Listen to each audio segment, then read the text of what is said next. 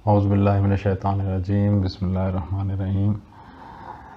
السلام علیکم ناظرین، امید ہے آپ سب لوگ ٹھیک ٹھاک ہوں گے۔ اللہ تعالیٰ آپ لوگوں کو اپنے حفظ و امان میں رکھے۔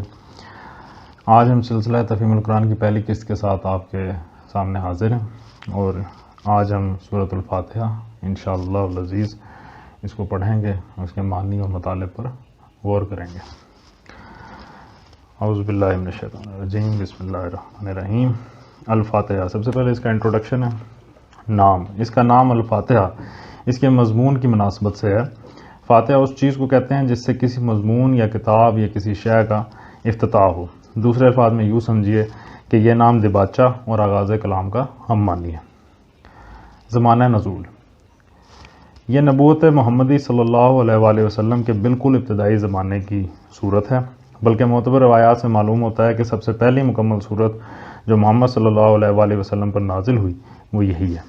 اس سے پہلے صرف متفرقہ آیات نازل ہوئی تھیں جو سورہ علق، سورہ مزمل اور سورہ مدثر وغیرہ میں شامل ہیں۔ مضمون، دراصل یہ سورہ ایک دعا ہے جو خدا نے ہر اس انسان کو سکھائی ہے جو اس کے کتاب کا مطالعہ شروع کر رہا ہو۔ کتاب کی ابتدا میں اس کو رکھنے کا مطلب یہ ہے کہ اگر تم واقعی اس کتاب سے فائدہ اٹھانا چاہتے ہو تو پہلے خداوند عالم سے دعا کرو۔ انسان فطرتاً دعا اسی چیز کی کیا کرتا ہے جس کی طلب اور خواہش اس کے دل میں ہوتی ہے، اور اسی صورت میں کرتا ہے جبکہ اسے یہ احساس ہو کہ اس کی مطلوب چیز اس ہستی کے اختیار میں ہے جس سے وہ دعا کر رہا ہے۔ بس قرآن کی ابتدا میں اس دعا کی تعلیم دے کر گویا انسان کو یہ تلقین کی گئی ہے کہ وہ اس کتاب کو راہ راست کی جستجو کے لیے پڑھے، طالب حق کی سی ذہنیت لے کے پڑھے، اور یہ جان لے کہ علم کا سرچشمہ خداوند عالم ہے، اس لیے اسی سے رہنمائی کی درخواست کر کے پڑھنے کا آغاز کرے۔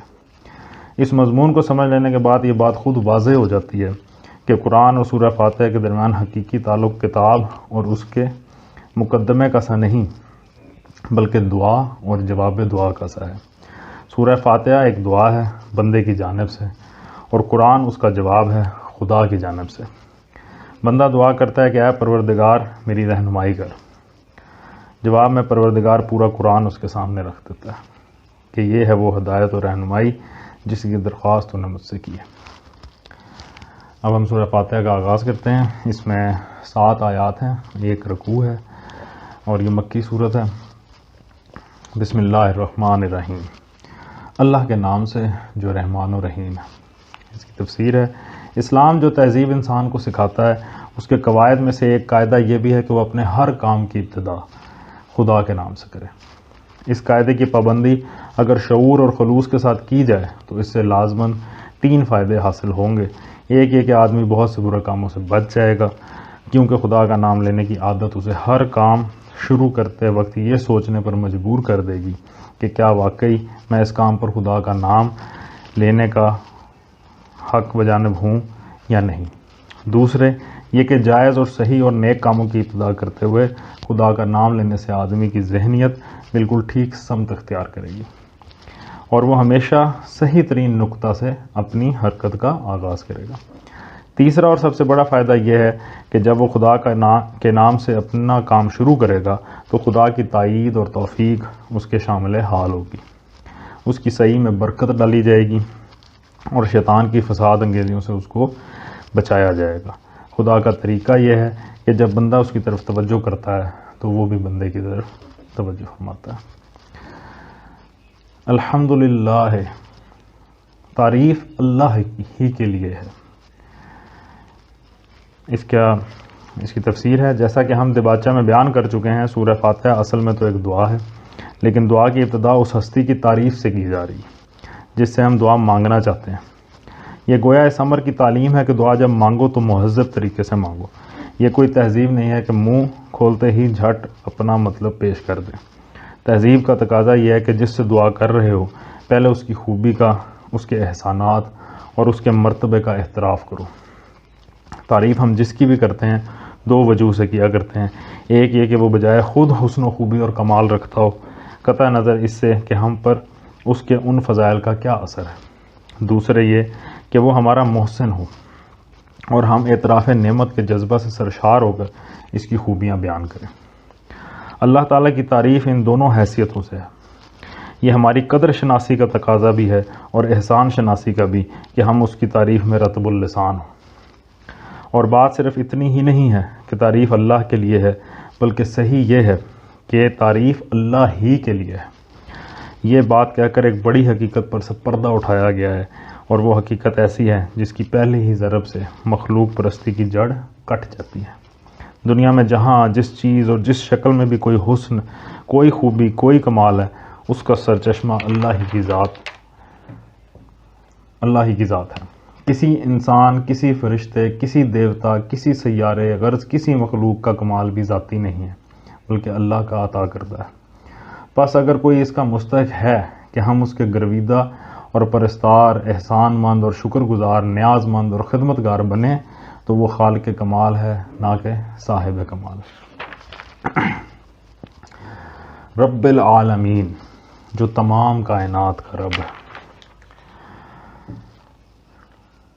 رب کا لفظ عربی زبان میں 3 معنوں میں بولا جاتا ہے۔ 1 مالک اور آقا، 2 مربی، پرورش کرنے والا، خبرگیری اور نگہبانی کرنے والا، تیسرا ہے فرما روا، حاکم، مدبر اور منتظم۔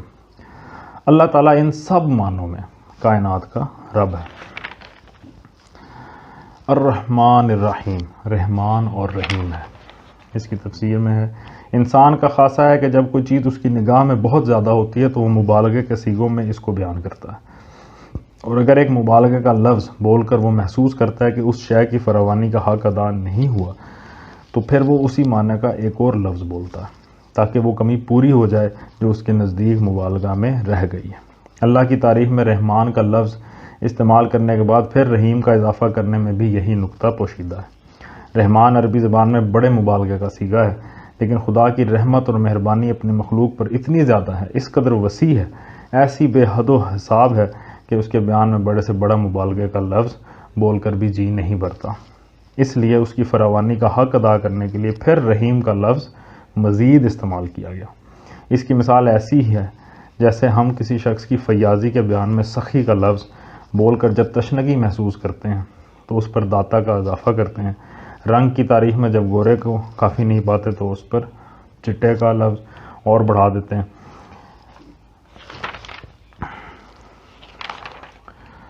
مالک یوم الدین، روز جزا کا مالک ہے۔ اس کی تفسیر میں بیان کیا گیا ہے کہ یعنی اس دن کا مالک جبکہ تمام اگلی پچھلی نسلوں کو جمع کر کے ان کے کارنامہ زندگی کا حساب لیا جائے گا، اور ہر انسان کو اس کے عمل کا پورا صلہ یا بدلہ مل جائے گا۔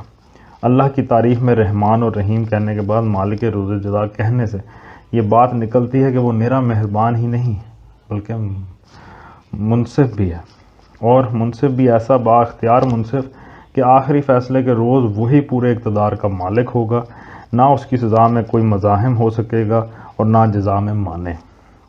لہٰذا ہم اس کی ربوبیت اور رحمت کی بنا پر اس سے محبت ہی نہیں کرتے، بلکہ اس کے انصاف کی بنا پر اس سے ڈرتے بھی ہیں، اور یہ احساس بھی رکھتے ہیں کہ ہمارے انجام کی بھلائی یا برائی بالکل یا اسی کے اختیار میں۔ ایاک نعبد، ہم تیری ہی عبادت کرتے ہیں۔ اس کی تفسیر میں بیان کیا ہے کہ عبادت کا لفظ بھی عربی زبان میں 3 معنوں میں استعمال ہوتا ہے۔ 1 پوجا اور پرستش، 2 اطاعت اور فرما برداری، 3 بندگی اور غلامی۔ اس مقام پر تینوں معنی بیک وقت مراد ہیں، یعنی ہم تیرے پرستار بھی ہیں، مطیع و فرمان بھی ہیں اور بندہ و غلام بھی ہیں۔ اور بات صرف اتنی ہی نہیں ہے کہ ہم تیرے ساتھ یہ تعلق رکھتے ہیں، بلکہ واقعی حقیقت یہ ہے کہ ہمارا یہ تعلق صرف تیرے ہی ساتھ ہے۔ ان تینوں معنوں میں سے کسی معنی میں بھی کوئی دوسرا ہمارا معبود نہیں ہے۔ وَإِيَّاكَ نَسْتَعِينُ، اور تجھی سے مدد مانگتے ہیں۔ اس کی تفسیر ہے یعنی تیرے ساتھ ہمارا تعلق محض عبادت ہی کا نہیں بلکہ استعانت کا تعلق بھی ہے، اور وہ ہم تیرے ہی ساتھ رکھتے ہیں۔ ہمیں معلوم ہے کہ ساری کائنات کا رب تو ہی ہے، اور ساری طاقتیں تیرے ہی ہاتھ میں ہیں، اور ساری نعمتوں کا تو ہی اکیلا مالک ہے۔